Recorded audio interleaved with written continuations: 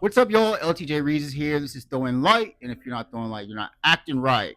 Before I get started, I would remind you guys, please follow this. This is YouTube that I'm posting most of these, and Instagram. If you subscribe to YouTube, you'll be able to get all the Throwing Light interviews, the Throwing Light tour that's coming on, projects that I'm working with in community, including music videos, documentaries, all the shebang coming out in 2026. Go ahead and subscribe now. Tell everybody about it.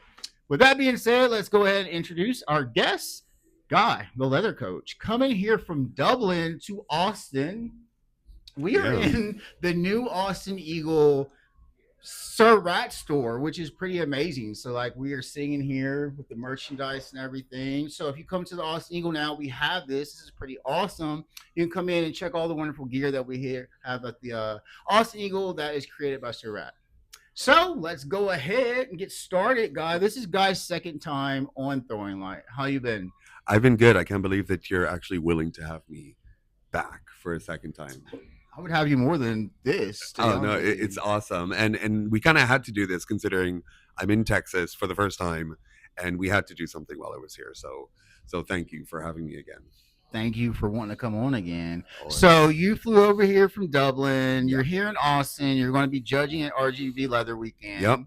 I'm going to be there too. Yes. I Okay, will be very good. dancing, you guys. Well, Oh, by the okay. time you see this episode, it might have already happened, but I will be actually in the burlesque show that's going on. I'm really excited You about it. see, I was excited, and now I'm even more excited because I didn't know you were going, and they've put up a really cool lineup. So I'm actually really So excited I'm about gonna it. be there. I'm gonna be supporting you. We're gonna Yay! have a good Love that. time. And yeah, so if you guys want to see me dance and act a fool, please get your tickets to RGV Leather Weekend. I'm glad to be able to spend more time with you while you're here. Yeah. So what's been up since the last time we've been had you on the show? It's been over a year. Well, we first met during IML a couple of IML years ago. 46. IML 46. That was the first year that I was there as a coach, and then I was a handler again.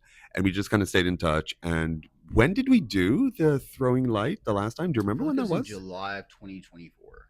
Okay, July of I think 2024. I can't go back it's been that a while. far. I mean, like that was kind of still in the early phase because we're what this is episode 141 we're shooting right now. That's awesome. I remember that the last time we spoke, I was the topic of autism came up very naturally, and I was actually originally very hesitant to talk about it because I had only had my kind of autism assessment just a few years before, and I was trying to kind of understand and make peace with it, and it wasn't something that I was just openly talking about, not out of fear or shame. It just wasn't something that I had integrated at that point, and speaking to you just came out really naturally. And the response that I've been getting every time I talk about neurodiversity or autism, and if I go live and I mention it, all these people in the chat say, "Me too, me too," and it's amazing because in our community, and I didn't know this, we're divergent in so many amazing, wonderful ways, and being neurodivergent is one of the things that makes being part of this community really special because there is a place for so many different views of the world in this community, and it's a part of who I am. It's a part of the way I see the world. And I think since 2024, it's just something that I speak of so openly because it's not a bad thing. It's just, it's my operating system and it's kind of funky sometimes. And when I talk about it, it gives other people permission to talk about it as well.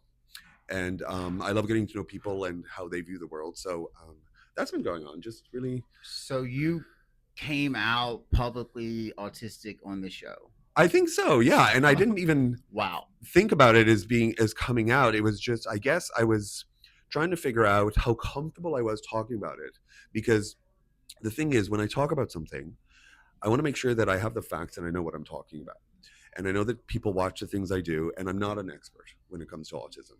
And I knew that as soon as I started talking about it, people might message or ask me questions, and I didn't know a if I wanted to talk about it, and b how to talk about it. I didn't know how to do that, and I do some support work as a coach for a nonprofit that supports people who've just had a diagnosis, an assessment of autism.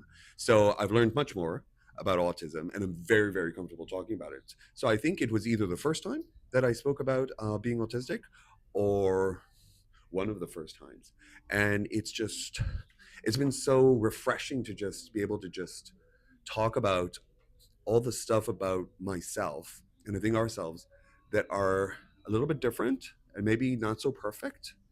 The stuff that people don't know when they see a cute photo of you online. They think they know you, and then you open your mouth and you talk about something, and I think that's when you really make connections with people, and that's really like one of the things I love about this community, the conversations. I think that, and what the point of even this show is that yes, leather is, throwing light's going to go through some changes because I don't, I know there's so many people that do great work in our community that don't have titles, and I think there's a misconception that this is just for title holders, and that is not the case. I'm not a And title so, holder. I want to do a better job at bringing more people to the table, and I'm able to bring people like you to the table as well because you are a part of the community. You made your own entrance into it and developed who you are. And I think that's a great example because there's so many people that think that being a title holder is an identity and that's the only identity that you need. And you know, we were together last year too for IML 47 too for a little bit. We got to Yeah. see each other and just the change and the growth and the experience. It's just we're going on really 2 years of knowing each other, Yeah. and things have changed a lot. They have. And you were talking about titles. When people want to go for a title, which I think is an amazing feat of courage, and it's really like the epitome of self ownership and putting yourself out there, you need to remember it's a borrowed identity. It's a borrowed title. If you're lucky, if the stars align and everything works out, you get the title. But you have to give it back a You year have later. to. I don't still have mine, but I'm. You give it back. And I've spoken to a lot of title holders before, during, and after the title year. And the matter of identity comes into play, especially after, because you do all this work to get the title. And then the work shifts because you've gotten the title, you've gotten the approval, go do this. And it changes the energy. And then the title year is over. And many people find themselves wondering, who am I now? Exactly. And you know what's really weird? And I was actually thinking about this on the way. In a strange way, I think I've been running for a title for a few years. I think that, I mean, I ran for Dublin Leather a couple of years ago, but I think that, like a lot of people, I was running for some kind of title in order to be seen, in order to find my place. And titles are a wonderful way to find support. And I think I was running in order to feel like I was belonging in a certain way. And I think different people do that in different ways. We all want to be seen, we all want to be heard, we all want to make a difference. And whether it's the title of uh, Mr. Austin Eagle or it's any title, essentially the sash for so many people speaks of, do you see me? Am I good enough? Do I belong? And so having a title from a community organization is one way of building yourself up to be seen and see yourself, but there are so many other ways. And what you do, that's the work. You don't need a title to do what you do. And if you're waiting for one, you shouldn't. You should just do it. I've talked about this, because in my class, when IMO was over, it hit a lot of people hard. They thought the world was over. I didn't, I'm not your traditional template for going through IML and doing the things I do. That wasn't like an introduction in so many ways. And so I feel more valuable now than I did with the title, just because when I did it and I got through it, we had wonderful handler support helping us get through the emotional difficulty of being in the contest, being quarantined, waiting, all that, wondering if you're going to do well, if you're going to make top 20. It's a lot to take in. It's a lot, and it's not for everyone because it really is like a perfect storm that tests you on a social level of connecting with strangers that you don't know, being yourself, being authentic, the rehearsal schedule, the stage element of it. It's a lot for people. And so I can see why people felt that the world was probably ending afterwards. But I got to say, and this is my personal opinion, I think more of people who do the work after their title year than the people who do it during the year. Because it's one thing to get community support and your venue to support you to do amazing things. That's incredible. That's part of a legacy of all the title holders, and it is so important. But that's 1 year of your life. And the people who stick around after their title year, or even if they didn't get the title year and do the work, there are so many people who volunteer and we don't even know their names. Exactly. They don't get a title. No one ever says thank you, and these are the people who make shit happen. And they don't have that many followers on social media either. No, they just do the work behind the scenes. They get a lot of flack, they get a lot of abuse, and these are the people that make the community keep going. And that's why, whether you have a title or not, the fact that you do the work, sometimes without a thank you, without the glamour, without the likes, without the follows, that's what it's about. That's really what it's about. So it was like, when it was over for me, I did make top 20 and, I was processing that. But I had people to go, I had brothers to go through that with and process, what does this mean? I could not have, I'd never been on IML before when I went on that stage. It was my first Really? time. Yeah. It was, everything was new. You know what I'm saying? It's amazing, and it's a lot. It's a lot. But, I pulled contestant number one and then You did. that was like the best consolation prize I could possibly have gotten because it was like, okay, I might not have made top 20, I might not have become international leather, but I was on that stage for a long time. You were. You were. I was on the stage for a long time. And moving past that, It was part of what brought you here to this point. I don't need to prove myself, and I think a No. lot of people feel like that, like when they don't have that. But like it was like, okay, Lewis, you have momentum now. What are you going to do with that? Exactly. You have eyes on you. Yeah. You know. Yeah. So I just think that we It's have to think about the networking, the family, the community. I can go to Dublin now. I know Yes, somebody. yes, you know what can. I'm saying I can go to UK. I go It's to a global Australia. family. It's a passport to so much. And the thing is if you're, and this really comes from coaching, if you are constantly trying to prove yourself to other people, you lose sight of what it is you actually want to prove to yourself and who you become, and you spend your life chasing approval and titles and likes and opportunities. And not only is it draining, but it actually creates the cycle where it never ends, because once you've proven yourself to get a certain kind of respect from other people by adhering to what it is you think they expect of you, you got to keep doing it. And then they change their mind, so you got to adapt to what people want now. It's the perfect trap. It happens a lot when it comes to social media. You have to find a way to be authentic and not have to chase approval, because who you are and what it is you enjoy and the way you do leather, that's yours. I think though where our community is going to have to do a better job is matching the talk. And when you tell people it doesn't matter if you have a title, when you tell people it doesn't matter your top 20, when you talk about honoring the people that do the work without a title, I want to see that. Yeah. And that's, it's be the change you want to be. That's Yeah. why I feel like. And I think you are. I Yeah. think you are. I think in a way I am. And so many people I know who've run for titles. And these are the people who, before they had a title, was doing the work, continued and continue afterwards. Or people who ran for a title, didn't win, but used all that powerful energy, that growth they experienced during running, to do more work. There is so much power in being able to represent a community when you have the title. It's not just about validation for you, it's about being able to show that community to the world. And that's why I've always had so much respect, and why I wanted to run for Dublin as well, because you want to represent something bigger than yourself. But I think that whether you have a title or not, once the title year is over, you have to really think about, who am I in this community, and how do I continue doing something that supports other people wherever they are, globally. So, I just got back from New York. And what I try to tell people is that I went to IML, had that experience, just kept fighting, kept working, kept showing people that this wasn't just me a title. This was who I wanted to be. Yeah. And so then next year I'm invited to be on the POC caucus. And now, which I think I revealed in the last episode, I've been invited to put the POC caucus together at IML this year. So That's amazing. it's just that it's called, like, it's growth, it's winning, it's That is winning. That really is winning. to be a part of IML. I think it's just so much better than to be in the contest. Oh, it's amazing. It's a different world. Now, I never did IML as a contestant, but I kind of went through it with your class because I'd experienced it the first time, and it was amazing.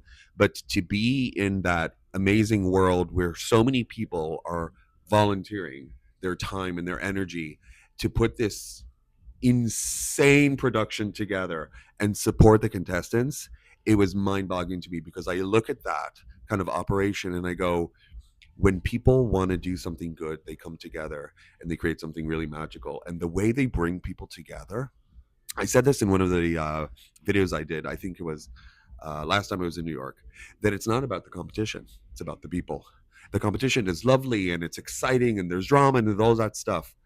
But how many people were in your class? How many We people? had 54. 54. Think about it. Where else in this world can you go to and meet 54 different representations of leather from around the world?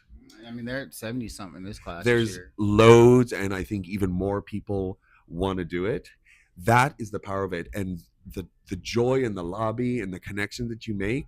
The competition is wonderful, but that's what it's about. I've met friends for life there, and that's why I think for any naysayers who are watching this, who kind of don't see the value in competitions or have never been a fan of IML, don't knock until you tried it. Why don't you go to a local competition and see the people putting themselves out there on a stage?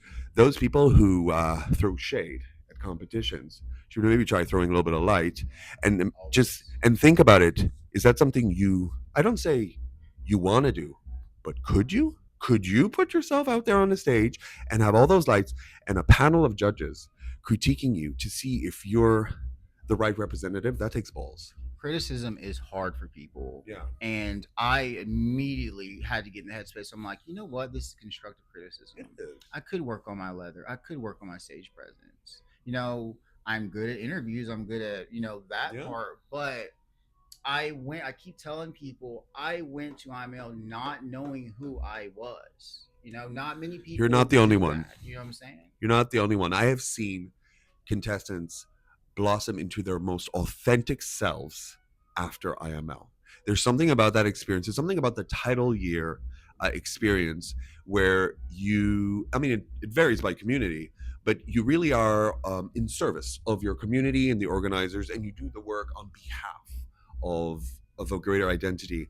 And with the maybe fear and the uncertainty that comes after your title year, there's an opportunity. And I have seen people, I'm not going to name names, I have seen people shine, unrecognizable, such joy, such confidence. And I think that's the power of putting yourself out there in a way, knowing not only are you okay, but you're even better when you're free and you're you and you do your life the way you want. One of the things that I am excited about when it comes to RGB leather is that I'm not there to judge. I mean, technically, I'm there to judge, but I'm not judging anyone. Who the fuck am I to judge people and their leather? What I am is a person who has coaching experience, who wants to have a conversation with people who are passionate about representing their community. I'm not here to judge your answers if they're good enough. I want to respect your answers, whatever they are. Disagree with me. Have a point of view. Piss me off. Do something that shows me who you are and you have a point of view. As long as you're respectful and kind, we're allowed to disagree. In fact, I want us to disagree because that's how we create change. So I'm not there to judge people into a mold. I want to be shocked and moved, and I want people to have a really powerful experience having a conversation with a judge who's basically there for them. I want people to leave the competition feeling amazing, knowing they did their best. I'm not there to judge anyone. Who are we to judge anyone and their leather? We're there to evaluate and see how might this fit. Yes, I wish all people were like you. Judging. I mean, look, we talked briefly before this about, wanting to be seen as independent leather people. Yeah. Not tethered or chained to drama or just one community. I'm at this place where I'm for the international community now. Yeah. You know what I'm saying? And that's what I want to focus on. Because I think sometimes we go small when we can go big. I agree. And I think that because of the world that we live in our leather world, we forget how connected we are online. Things are very different now to the way they were 10, 20, 30 years ago. I've mentioned this before. My leather world goes 24/7 internationally. My best friends live nowhere near me. I am connected to the heartbeat of this community through Instagram. It's not my favorite platform in the world, but it's a necessary evil. It's where everything seems to happen.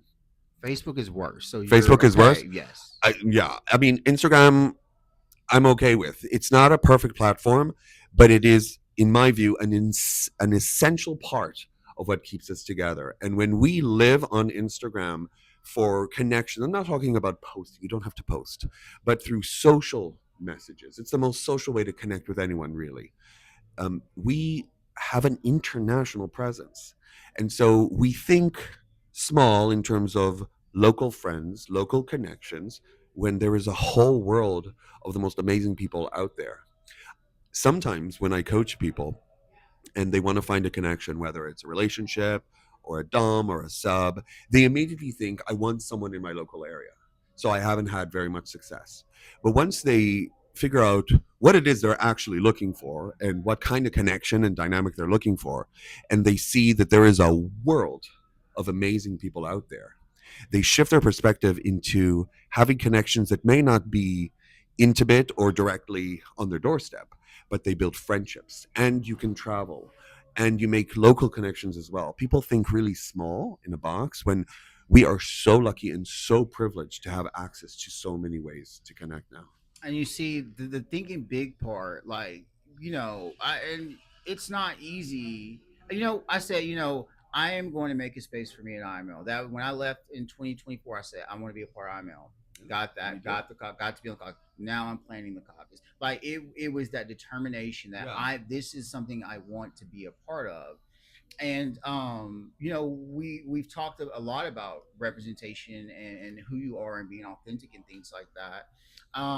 But what we're really, as much as I want to sit here and champion social media because it's a beautiful thing when it's used properly, but we do When have a it's used problem with our properly. community using social media as a weapon. Right. The mob mentality. Oh, The dude. mob mentality. Dude, because you know what? It's so easy. And you know what? It's so satisfying. You're scrolling on your phone. It's the middle of the night. You see drama. You read a few comments. You read a few posts. You decide you're an expert. You're going to throw in your 2 cents. Exactly. And why is it Exactly. people do that? Why do you think I people don't do know. that? I'll tell you why they do that. Because when I type and I join the bandwagon of hate, basically I'm saying, hey, look at me. I'm here too. Do you see me? I have a voice. I'm valid. So whether you have a point of view or not, or you're just jumping on the bandwagon, when people add fuel to a fire of hate and drama, whether they believe it or not, when you take the step from thinking, I really don't like that, I don't like that post, and typing it and clicking publish, you're taking an action where you are willingly wanting people to see that you have a point of view. And social media is very enticing because it gives everyone the chance to be seen and to have a voice and to be validated with all those likes. Yes, I agree. The thing is, it's much easier to throw shade because shade is easy. It comes easily. I can critique and throw shade at a million and one things. It takes far more guts to say, well, I disagree. I actually think that. Or to actually have a different point of view because everyone wants to be liked. But if you're throwing fuel onto the fire that someone else has lit, you're okay, right?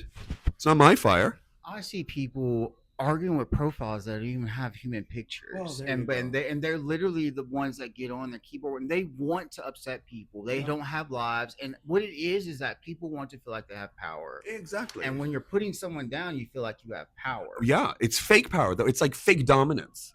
It's like being dominant with your fingertips. But they don't even know the whole story most of the time. They don't know the full story. And listen, why don't we be devil's advocates? Let's say they do know the full story and they throw fuel to the fire. There is a way. There's a way. There is a way to comment on something in a, in a respectful way that isn't cruel, that isn't unkind. I'm going to share an example.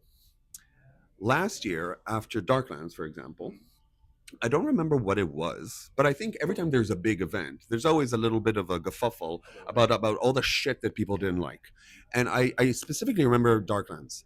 Now, don't get me wrong, it is far from a perfect event. I've no event I've gone to has been perfect. I could make you a list if I wanted to of all the things that are bad about every event that I go to. But when it came to Darklands, because of the size of the event and because of the fact that there were a few things that weren't perfect, but they've fixed most of them since then. The threads that were going on there of people just throwing hate at the organizers, hate at each other. And I remember looking at this and going, how is this helpful? How is this helpful? Because I had a concern about something in Darklands. and I wrote an email. I wrote an email to the organizers. It took me more time than just typing something.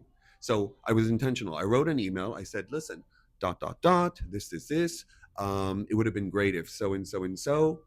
Over to you. If you want to create change, you got to think about how you're trying to put it out there. Typing and throwing shade in comments on the internet is doing nothing.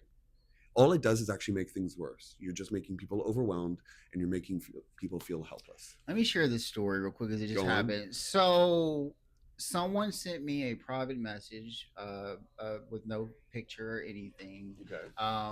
And this is when you talk about being your authentic self the way you want. And people, like for instance, people have a hard time accepting that I'm bisexual because they don't see me with women. You know what I'm saying? And I've had people that are bisexual be like, you need to do photo shoots with women and this and that or whatever like that. Look, I don't care if I'm with 50 men and one woman. Like, I know I have an attraction to that. I don't need to prove that. I had someone send me a message, tell me that I was a faggot, that all of my pictures look like a faggot, and that I'm spreading HIV, and that he also put that he hoped that I was stabbed to death. I've never had anybody do anything like this in my entire life, but it just happened a week ago, and I showed people that I have the message. So That would rock me. when I read it, I was like, okay, what I first need this person to know is that it doesn't bother me because, first of all, I know I'm a brave person. I put myself out there with all of my flaws, but it's not my responsibility to tap dance for somebody else. No. But what are we doing? Or what? Why? Why? Because this is a bigger problem. Because those kind of things do happen, and they happen a lot. But I don't think I deserve to be stabbed to death. You know what I'm No, saying? and you know what? What's interesting is that if you were to put yourself in the shoes, I mean, for a moment, please don't, of that person or a person like that who will throw hate, just pure, unfiltered hate at some with no face. What do you think they're trying to do? They won't even show their face. Power. They're trying to get some kind of power in a world, dare I say, that is changing, and they don't like it. But it's also fake. You can't tell me that you know me because we're Facebook friends. No, Like, no. have you met me? No. Do you know who I don't know you. We haven't had a conversation. It would be a different story if someone who followed you and you followed them back, and you know they were a face and you had a connection, and maybe they would have said, you know what, I'm can I tell you something? I'd be like, sure. I'm a little bit uncomfortable with some of the stuff that you post. You might actually have a conversation about it, but it's the way that they're expressing hate that tells me far more about them. Like when I get a negative comment, it cuts me. It really, really cuts me. I wish it didn't bother me, but it does. It does. Because the first thing that I experience is just such disappointment. I'm just so disappointed when people like you, people like me who try to put out something that has value can get ripped for no reason. And if it's valid, that's great. I'm not talking about that. If it's a valid kind of comment, I love those. And it upsets me that, wow, humanity, you just give humanity a keyboard and they'll just go at you, and they didn't even read the post. They didn't even watch the video. And that tells me something. You didn't watch the post. You didn't watch the video. You didn't read the post. You don't actually follow me, but you judge me while I'm here trying to be myself. And you're the one hiding behind a fake picture. I think it was completely an attempt to rattle me for being comfortable with who I am. And this person, obviously, it was personal. Dude. And they were jealous and envious of how I was living my life. Dude, I have said this a million times. You know why you piss so many people off?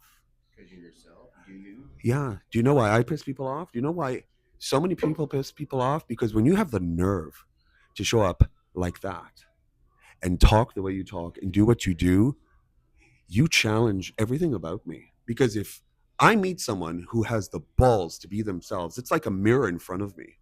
I can either feel excited and happy, oh, look, an authentic person, or it rocks me to my core because you're doing the thing that I don't know how to do. And that's when people start throwing shade because you're defying their sense of self. If you're not comfortable with who you are and you see someone who is, it hurts. It hurts so much. So what do? You lash out. That's why people are so negative online, because you have something that person wishes they have. We also have to take in consideration like just the darkness of the world right now. Oh, And absolutely. so it People just are afraid and well, scared. it's so crazy. It's like we could do like you could help people and everyone can win. And I don't think people understand that. You want to be a billionaire, boo, go be a billionaire, Please. right? But you ain't got to make everybody else suffer to be a billionaire. No. And this is the thing, and this is what I've been trying to get. Look, let's be real here. Do you like struggling? Struggling? What Do do you you mean? like struggle? We struggle. Do we not struggle every day as human We beings? do. It's a struggle. Yeah. Okay. Do I So like it? why am No. I going to make someone else's struggle harder? If someone has done something that they are shamed for, they have to live that shame every day. Do I need to, Add to their shame? like, someone made a great point. I was talking to a friend, and I'm not going to say that because maybe the conversation is a little bit private, but well, I'll tell you who it was after this. And so, but he mentioned that he happened to call someone in the community that was right about to kill themselves, and just happened to call at that time and talk to this person and prevent that. You never know. Not everybody's You never strong. know. Like You you never can come know. at me all day 24/7. I'm gonna keep on walking. You know what I'm Yeah. saying? I'm gonna stand tall. I'm gonna flex my pecs, whatever. Please do. I don't care. Like, but not everybody's strong. You know. You know what? I'll be honest. If you come for me 24/7, I don't think I'm that strong. I will struggle Oh. because I'm very sensitive, and I know you are too. But I am, because of what I do, because I'm a coach. I'm very mindful of energy and the things people need, and I kind of live with an idea of service, and that's why I'm always really very cautious of my energy and how I feel, because my profession as a coach, I facilitate other people's journeys, and sometimes that leaves me really depleted, and so I have to take care of myself as well. And that's why when it comes to the internet and when it comes to people's point of view, they can really, really hurt, because what I do for a living is really to try and help people on their journey. So who are you to kind of question mine? This kind of bleeds into also the work we do. See, it's so exhausting, and my heart goes out to many producers out there that produce contests and stuff. It sucks when you put your whole energy, your blood, your tears, your sweat, and then you think you made a great event. People are at the event saying how much time and good time, and then when the event drop happens, here it is. It's Wednesday, and someone's complaining about how this wasn't done and all Oh, that type of stuff. absolutely, absolutely. You know But what? they were there and they didn't say anything at the events. They were laughing, they were in her face. People, and you know what? I think that in our community, we have so much privilege that we forget. We forget the struggle that the community has been through. We forget the struggle that people in the community go through to bring these events to life. And we, I think we're just a little bit ungrateful sometimes, because so many people put so much effort into making things happen.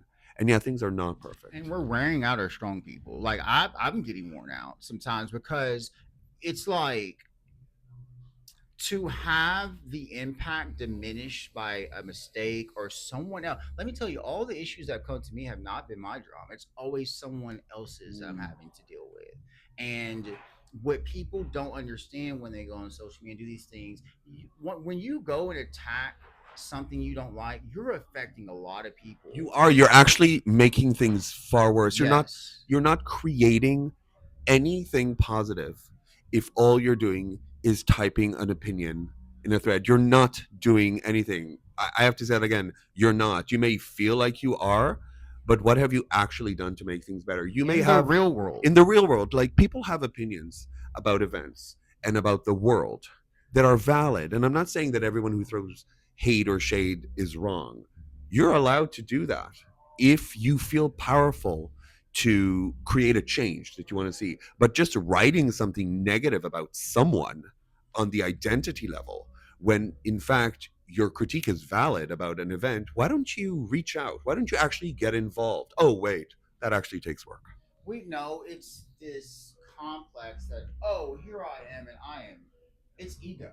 Oh, And yeah, disguised as concern for the community. Because if you were concerned for the community, I'm like, why don't we make our own private channel that we can talk about it? Even if we invite the, like, we have, this is the difficulty, especially being a Scorpio and being a very much tough love person. Okay. I don't have a problem removing a problem from the community. I advocate for that. Where, like, I'm like, if you're hurting us, then you're not a part of the community. So I'm a little I am that person. It's like this person has a history of spitting on people or abusing people. Like they gotta go.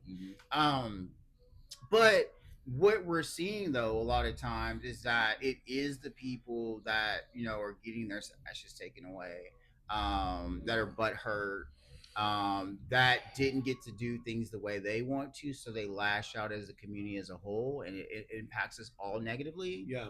And I just wish this would stop. It's not cute. It's not helpful to go on a fake interaction platform bringing real world problems without having the real world knowledge. I've seen people, and there are people. Let me tell you, I watch and I say, you know what? One of my betting things that I'm going to start looking at how you use your social media.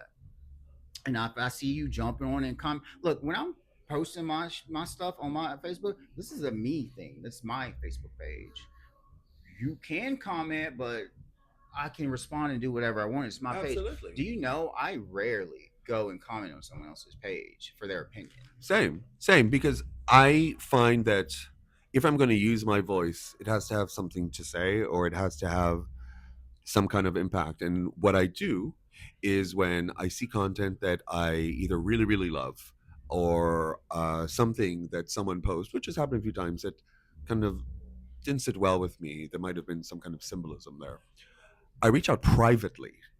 But you know what the difference is? When you reach out privately, it means you actually want to have a conversation. If you just comment on a post, you're not really looking to have a conversation. You just want to be heard. You're talking at someone. And I think that this whole conversation really boils down to the fact that everyone wants to be seen. And that's a valid human trait. You want to be seen, so you run for a title. You want to be seen, so you throw shade on the internet. But there is a way for you to be seen authentically, and to be authentic takes guts. There are people, and even when people watch this, they're gonna look at it and be like, "What does he do for the community?" Because they don't know. They see you on social media, or what is he? Oh, they just want to be on camera. They want to do all these things. Like, come on, we don't need to. We don't need to be. We're not delusional. We know that we're not gonna win the room. We're not. I would say not win the room. We're not everybody. We're not for everybody. No, and you know what? I spent my whole life trying to be for everybody, Mhm. for absolutely everybody. And the thing is, I do me. And I don't think it speaks to everyone, and I don't think it's supposed to speak to everyone, because if I spoke to absolutely everyone, I really don't think that's me, because I am not for everyone. I have my own way, and I'm always incredibly um just flattered and honored when people will send me a message, or people will like the stuff that I do, which I always think is really, really crazy. It's about trying to figure out my life and my leather. And I do that by chronicling what I do and creating content that I enjoy writing. And it takes a lot of work to write some stuff sometimes. And I'm really proud when I have like a little thing that I've been thinking about for a few months, and I put it out there, and that someone says that really helped. That to me is everything. It's not to please other people, because I go through these phases, these creative phases, where I don't want to write, because what we do, whether it's the videos you do, whatever content I create or will create, it has to fit into the bigger story of who we are as people. Like, for example, I haven't been posting a lot lately. I've been busy. I've been busy with life, with work, with family stuff, with travel, with health. Leather isn't my life, it's part of my life. And people, especially on social media, have this expectation that we sit there all day going through comments, creating content because it's our main occupation. No, it's not. It's a hobby. It's a part of something that I enjoy doing, and we get to do it in a way that's authentic. I think there's low key a movement like with people like us that are like leather is a part of our lives and it's a doorway into who we are. I hear a lot more people saying that now where they don't want to Really? just be. Yeah, I mean, I'm not one of my IMO brothers. We had an exchange because I saw a post and he was like, I'm feeling like everybody just sees me as a leather person. I need a change. I need something like that. I want people to know the other aspects of me. I have felt that way as well. I have felt that way. You see, I've spoken to so many people over the last few years, a few of whom I've coached. And when you find leather, when you find it, and you open this door to all these adventures and connections and experiences and travel, you throw yourself into it because you just want more and more and more, and it becomes your life. it seems to be the nature of the beast. You just throw yourself into it and you go to every event you can think of. You spend all your money on leather, you devour it. That's not sustainable. I did it too. And it's wonderful. But then the event drop is worse. And then you're just trying to fill this need. And what that need is belonging, connection, joy, excitement. And eventually, everyone finds their own unique balance. So we were talking about title holders before. When you see a title you want to have, you really start campaigning in your head. You really start moving your whole identity towards, I'm going to run for that title, I'm going to win it. And let's say you do, and then you think more regional, and then you think international. So having a title basically means maybe 2-3 years of your life is dedicated to really being present in this way of leather. And what happens when you complete your kind of title journey is that you have an opportunity to reconfigure all the pieces of yourself and do leather in a different way. And one of the things that I have found when it comes to leather is that I love doing leather in a way that speaks to me. Sometimes I get a little bit of flack for it, which I kind of love. But I also don't, shocking, I don't wear leather 24 hours a day. I don't go to the shop. I don't go to Tesco in Full Bluff. I don't. Yeah, well, Dublin. I don't. I That's like Dublin's Walmart. But yeah, not... pretty much, pretty much. I don't know what Tesco is. I wear leather when I want to, and I wear the leather in a configuration that feels good. And lately, also because I don't fit into a lot of my leather, I'm enjoying a little bit more sportswear and a little bit more rubber. And people are having this reaction because you're the leather coach. So where's the leather? And my thought is, well, I didn't know that I needed to ask permission to change and evolve my relationship with leather. I love leather. My whole wardrobe is leather. I get to wear so many amazing things this weekend at RGV. But guess what? I really like rubber and I really like sportswear. And I also love sneakers. I am so much more than the label that you think I am. And I'm not like I don't. I am leather again. My aesthetic is body. Like I don't like to be covered in leather, and I live in Texas, and it's very likely that you'll see me in something simple. We are not complaining. um, but leather is my. I'm a that's my superpower. That's my. Absolutely. It's my I'm activator. you know what I'm saying? Like You know? when I'm in this mode, it's just the energy. I know that I am representing the community and I am also showing people that you don't have to be a part of Bluff. You can. You can. But that doesn't mean that you're less valued because you don't join social organizations and things Absolutely. like that. You get to do it your own way. I mean, I so many people, tell me I love leather, but I live a lot of people in the States actually, but there's no leather bar anywhere near me. There's no shops. There's nowhere I can go to meet people. Is that okay? You're gonna love RGV because Yeah? it's a small community, but they are wonderful. When I did the Throwing Light tour over, they are the home run, and it's all brown people and they're fucking wonderful and so welcoming. You're gonna feel so welcome when you get there. And what tomorrow? I'll be there Friday. You know what? I can't wait because And to be honest, this is probably going to come out. I'm going to have this up online probably tomorrow night. Amazing. We'll Amazing. get to see this. Because one of the things that I think we experience in Europe is an incredible amount of variety and opportunity when it comes to fetish events, because we can go to so many places relatively affordable in a relatively affordable way. Sometimes. So, well, it depends if you're good with your flights. So I have access really to so many different communities and so many different events. I'm spoiled for choice, but what I am not spoiled for is diversity and variety. Because if all you do is Folsom Europe and Darklands and Easter, you're getting big, amazing, wonderful international events that I love. I love big, big events. But where's the heart? Where's the community? Where's the soul? So Dublin Leather Weekend, for example, community based. Manchester Leather Weekend, Manchester Italian Fetish Man of the Year that I judged last year. They welcomed me into their family. If you are feeling disconnected or maybe even disillusioned by the leather community, look around in your local community, or go and open up your home, your community to other people, or go join theirs, and you will be reminded of how magical this thing is. I just want to add, I'm a person of color, and there might have been two people of color, but I cannot tell you. You know, I got to meet the Leeds Leathermen. They were great. Like I was hugged, I was embraced. I got to meet all these international people. I got to meet a lot of people for the the Leather Europe contest that was going to be Yeah, happening right after that. yeah. It's just What? powerful. It's powerful because to show up and feel and not feel out of place, like Yeah, to be like, come on in, yeah. I feel that way be when I next come to here. I us. I think it's a leather community thing.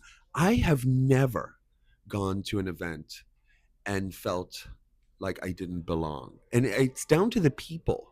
When someone comes to Dublin, everyone is friendly and social. When I go to Chicago, when I've been here in Austin, people are genuinely excited to meet a new friend and to meet someone who doesn't come from the same place as them, doesn't talk to them, maybe doesn't even look like them.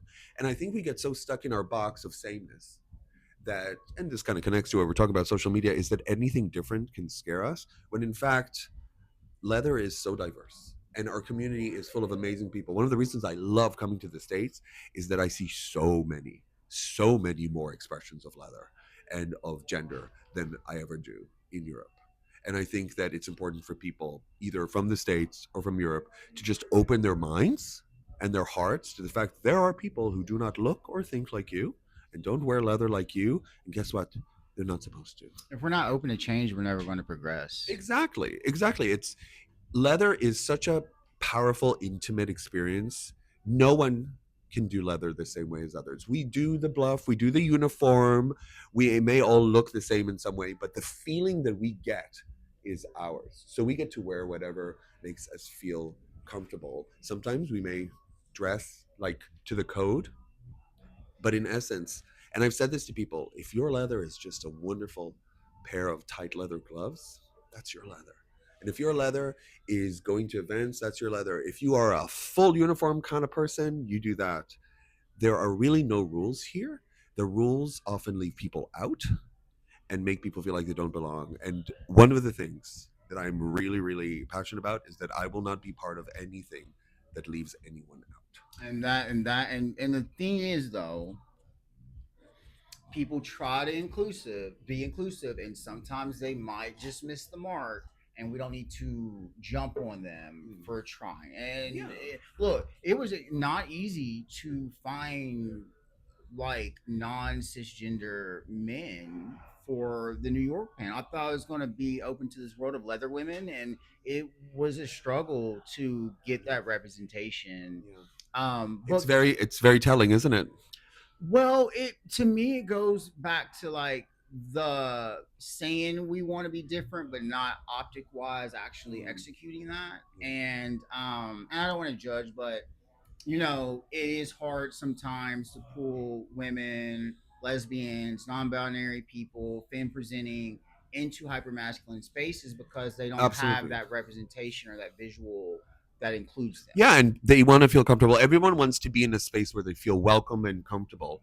And for so many reasons, there are parts of our wider community that might be overlooked or feel like they haven't had the access, and they might not have had the access to spaces, and there might be, a little bit of historical correction that needs to be made. When that came to me, because I try to listen to the communities when I do these tours, and I go and I'm like, okay, this is what they want. Let me see if I can Yeah. use my community to set that template. Yeah, And absolutely. the Austin Eagle has been receptive if I want to make that step Yeah. to have lesbians here and trans people here and have something special for them and be included. Everybody's entitled to their own point of view when it comes to these issues. That's you have a certain view of certain people. You're allowed to have that view. However, if you facilitate a space for the community, I believe you have a responsibility to have an open and inclusive mindset, because the power that you have in facilitating any kind of space means that you have the power to really change the conversation and make an entire community of people feel welcome or unwelcome. So I can disagree with you on something, but what do I do with that disagreement in terms of the things that I put out there in the world? That's what makes the difference. The different, you can, they say believe people, when they show you are the first time, Maya Angelou. but that can be a good thing. It can. And so, what I did? I chose not to get upset and go to social media and shame the bar and do it. I haven't done that. I'm having, but I Good. mention it. But what I don't want, I call it community grenades. Oh, That's when okay. someone is just like, I'm gonna just. That is such a great, and terrible term. That's But what happened this weekend. yeah, We go on and we criticize and do something that literally caused chaos. I call it community grenades. you know what? I think that throwing grenades at a problem And waiting and waiting back and going, saying oh you look, did. and kind of like, oh yeah, I did that. I think that these things are so easy. And you know what? I think, there's a principle in coaching that every behavior has a positive intention. Now let me explain this principle. It doesn't mean every act is good and everything that we say or think or do is meant to create something positive. No, it does not. What it means is the person throwing a community grenade or writing you that message, that terrible, terrible message, or someone running for a title, or someone who disagrees with the topics that are on your show. All these actions for that person have a positive intention. When I do something or say something, I'm trying to create a feeling within myself for myself, a positive feeling. I'm going to write this on the internet because I want to feel seen. I'm going to throw a community grenade at this problem because I want to feel power. That feeling is valid and it's a positive feeling for you. Everything that people do, if you take a moment and step into their shoes, like, why would they send me that message? What do they get out of it? Validation, power, a sense of self. It does not excuse the action.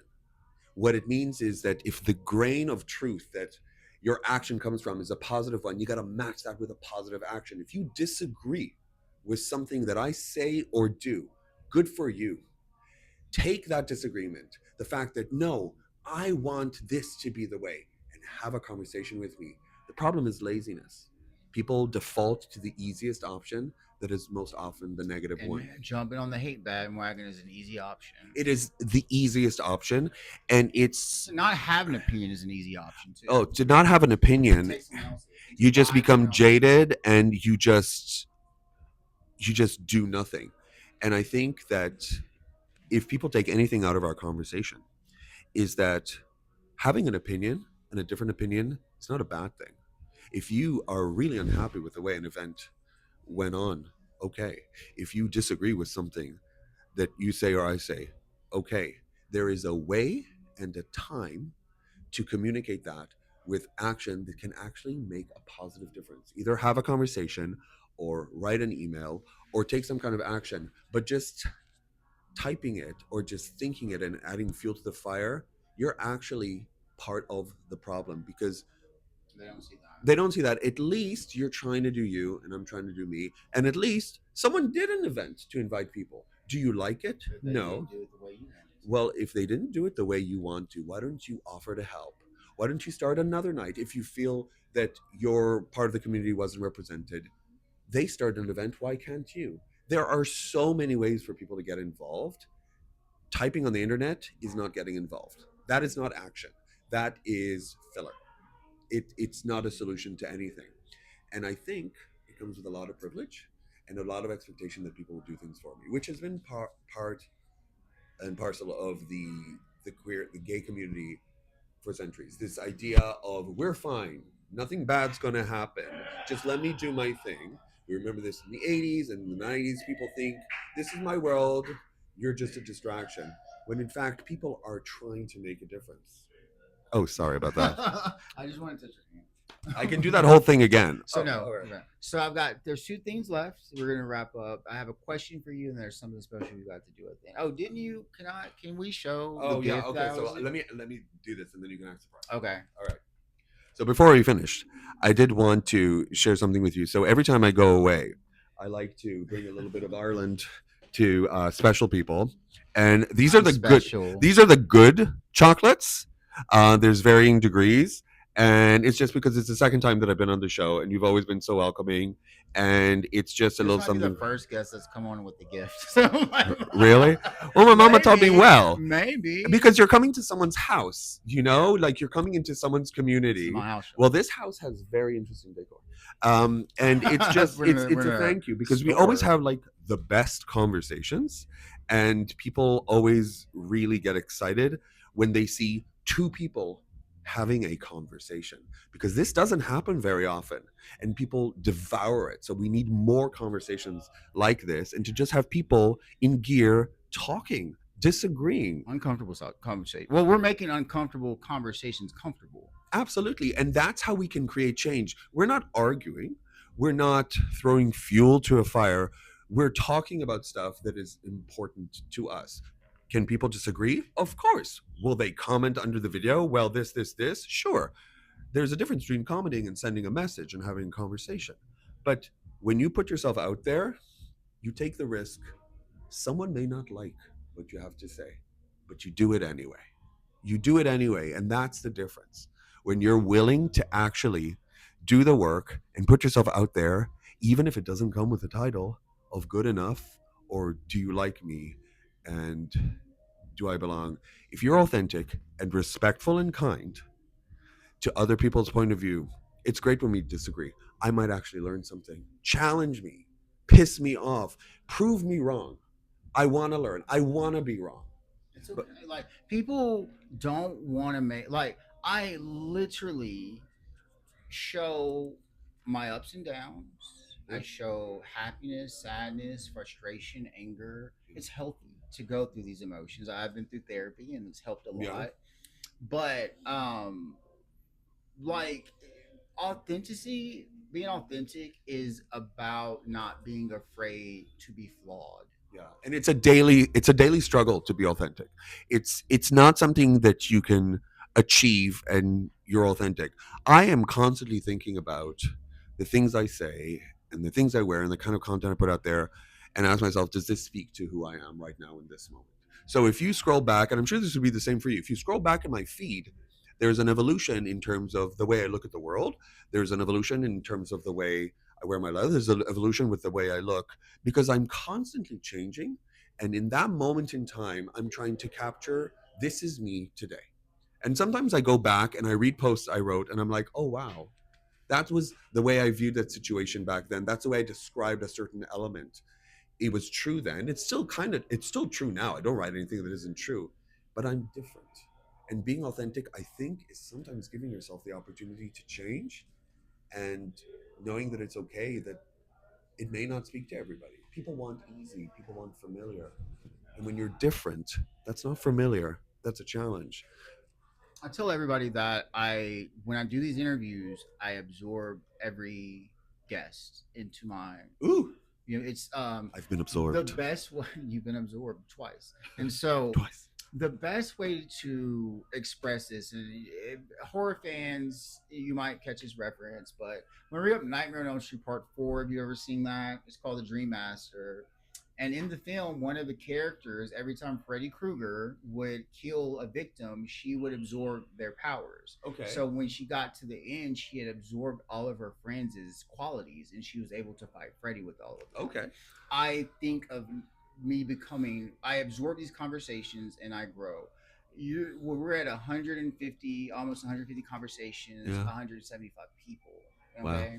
And every time I do these, I grow.